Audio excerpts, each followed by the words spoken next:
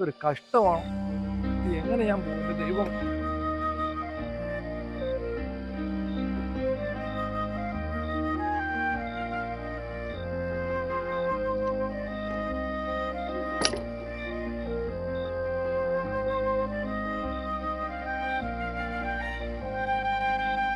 എന്തൊരു കഷ്ടമാണ്. ഫോൺ ഓഫായി പോയല്ലോ. എങ്ങോട്ടെങ്കിലും ഇറങ്ങാൻ തുടങ്ങുമ്പോൾ ഒരു മുടക്കം.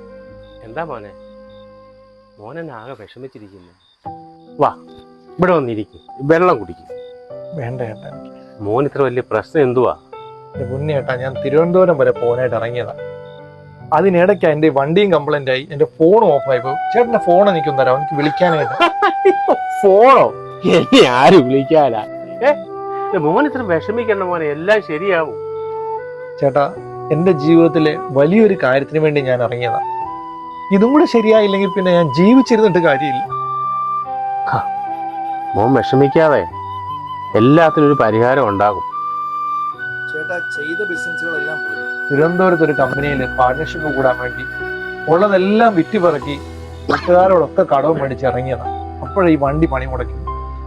രാത്രി 1 മണിക്ക് ട്രെയിന് പോയാലുള്ളൂ, 10 മണിക്ക് തിരുവനന്തപുരത്തല്ലേ ഉള്ളൂ. 10 മണിക്ക് അയാൾ എഗ്രിമെന്റ് സൈൻ ചെയ്യാന്നാ പറഞ്ഞത്. 10 മണി കഴിഞ്ഞാൽ അയാൾ ലണ്ടനിലേക്ക് പോകും. ഞാൻ എന്ത് ചെയ്യും?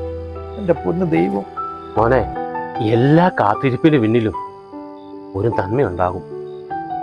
നിങ്ങളുടെ ഈ കാത്തിരിപ്പിന് പിന്നിലും ഒരു നന്മയുണ്ടെങ്കിലോ? മോൻ സമാധാനപ്പെടും. അതുപോട്ടെ, ചേട്ടൻ എങ്ങോട്ടെ ഈ രാത്രിയില്? ഞാൻ എന്നെ മോനെ കാത്തിരിക്കുക. മോനെ എവിടെ പോയതാ? അവൻ പുറത്താ. ഒരുപാട് നാളായി അവൻ വന്നിട്ട്. ഞാൻ അവനെ കാത്തിരിക്കുക. അവൻ വരും, വരാതിരിക്കത്തില്ല, വരും. അവൻ വരും. ചേട്ടാ വിഷമിക്കണ്ട, എല്ലാം ശരിയാവും ചേട്ടാ. ചേട്ടാ, ഒരു വണ്ടി വരുന്നുണ്ടേ. ഹലോ, കോട്ടയത്തോട്ട് നടക്കാവോ? ഒരു മിനിറ്റ്. പുള്ളിക്കാരൻ എവിടെ പോയോ?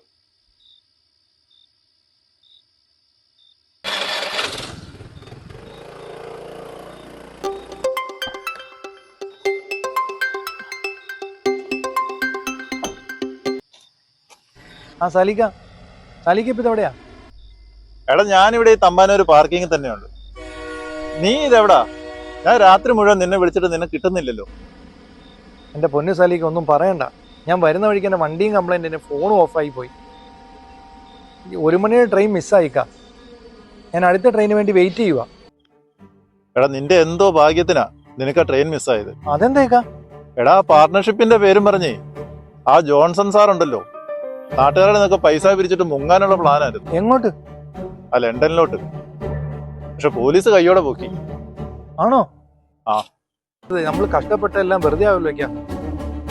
എന്താ ചെയ്യുന്ന ഇനി? എടാ, നീ ഇപ്പൊ സമാധാനപ്പെട്. നീ ഇപ്പൊ ഒരു കാര്യം, നീ വീട്ടോട്ട് പോ.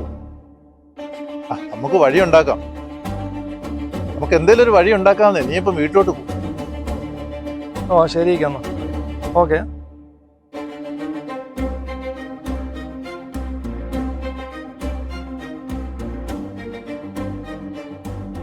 എല്ലാ കാത്തിരിപ്പിന് പിന്നിലും ഒരു നന്മയുണ്ടാകും. നിങ്ങളുടെ ഈ കാത്തിരിപ്പിന് പിന്നിലും ഒരു നന്മയുണ്ടെങ്കിലോ?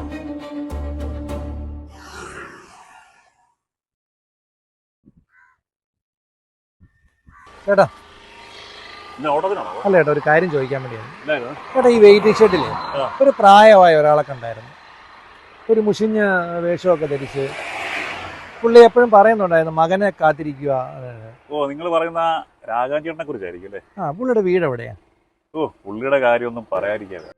ആകെ ഉണ്ടായിരുന്ന പുള്ളിക്കൊരു മോന. അവന്റെ ചെറുപ്പത്തിൽ അവന്റെ അമ്മ മരിച്ചു പോയത്. പിന്നെ അവനെ പഠിപ്പിച്ചതും വളർത്തിയതും എല്ലാം ഈ രാഘവൻചേട്ടൻ. പുള്ളി ഒരു കല്യാണം പോലും കഴിക്കാതെയാണ് അവനെ നോക്കിക്കൊണ്ടിരുന്നത്. പിന്നെ അവനെ ഏതാണ്ടൊക്കെ പഠിപ്പിക്കണം പറഞ്ഞ് വിദേശത്തേക്ക് പഠിപ്പിക്കുകയോ ഏതാണ്ടൊക്കെ ചെയ്തു. പിന്നെ അവന് ജോലി കിട്ടി UK അങ്ങോട്ട് പോയി. പിന്നെ ഇവൻ ഇങ്ങോട്ട് തിരിഞ്ഞു നോക്കാറില്ല അയാളെ. പിന്നെ ഇവന് കിടക്കങ്ങോട്ട് ഒരു 5-8 വർഷം മുമ്പ് വന്ന് ഒരു പെണ്ണും കെട്ടി തിരിച്ചു പോയതാ. പിന്നെ ഇവന്റെ ഒരു വിവരവും ഇല്ല. രാഘവന്റെ കാര്യങ്ങളൊക്കെ ആകെ ഉണ്ടായിരുന്നൊരു വീടും പറമ്പുവാ. അത് പണയപ്പെടുത്തിയാണല്ലോ ഇവനെ പഠിപ്പിച്ചതും UK അയച്ചതും. അത് തിരിച്ചടക്കാമെന്നൊക്കെ അത് ബാങ്കുകാരുമുണ്ട്. പിന്നെ ഈ വെയിറ്റിംഗ് ഷെഡിലാ ഇരിപ്പും കിടപ്പും എല്ലാം. മോൻ ഇന്ന് വരും നാളെ വരും എന്നും പറഞ്ഞ് ഒരേ കാത്തിരിപ്പ. എന്നായിരുന്നു കാര്യം? ഞാൻ ഇന്നലെ രാമചേട്ടനെ കണ്ടായിരുന്നു. ആ. നിങ്ങൾ കുറച്ച് സംസാരിച്ചായിരുന്നു കുറച്ച് നേരം. ഇന്നലെ അത് ഇന്നലെ രാത്രി. നിങ്ങൾ പറയുന്നത് ഈ രാജഞ്ഞോട്ടല്ലേ? ഇന്നലെ രാത്രി കണ്ട ഞാൻ. ഇയാള് മരിച്ചിട്ട് ഇപ്പൊ 4 ദിവസമായല്ലോ. മിനിഞ്ഞാന്ന് പുള്ളിയുടെ അടക്കം കഴിഞ്ഞു. പിന്നെ എങ്ങനെ നിങ്ങൾ ഇന്നലെ കാണുന്ന അയാളെ?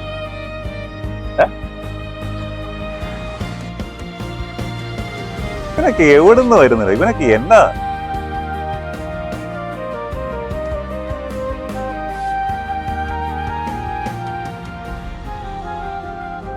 എന്താ മോനെ?